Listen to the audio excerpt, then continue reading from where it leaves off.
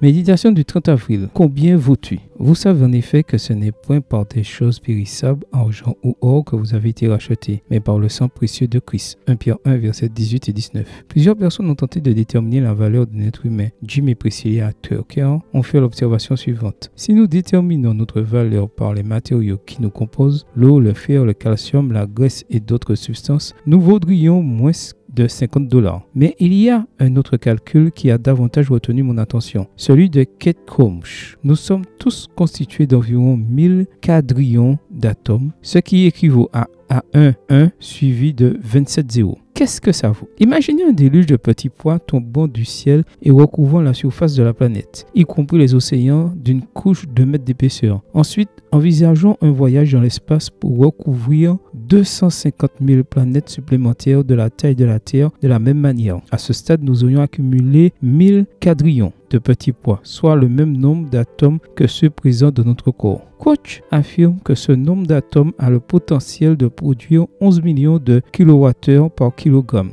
En d'autres termes, si tu pèses 100 kg et qu'une compagnie d'électricité te rémunère à hauteur de 25 centimes par kWh, ta valeur en électricité s'élèverait à 2,75 millions d'euros. En réalité, savoir combien vaut une personne est plus compliqué que de simplement lui attribuer une valeur numérique. Il est impossible d'attribuer une valeur monétaire à l'amour, à la capacité de penser ou à la créativité. Mais malgré cela, il existe un calcul qui peut expliquer la valeur d'un être humain. Dans 1 Pierre 1, verset 18, l'apôtre souligne que nous avons été rachetés. Pour cela, il utilise un mot grec qui signifie littéralement secouru, comme si nous avions été kidnappés et que quelqu'un avait payé le prix de notre liberté. Mais Pierre précise immédiatement que notre rançon n'a pas été payé par des choses périssables, argent ou or. Il n'y a pas d'argent au monde qui puisse payer la valeur de la vie humaine. Mais alors, qu'est-ce qui peut avoir plus de valeur que l'or ou l'argent? La réponse sans équivoque est le sang précieux du Christ. Tu ne vaux pas 50 ni 2,75 millions d'euros. Tu vaux bien plus que cela parce que Jésus t'a racheté avec son sang. Maintenant tu le sais, comment vas-tu vivre ta vie? Amen.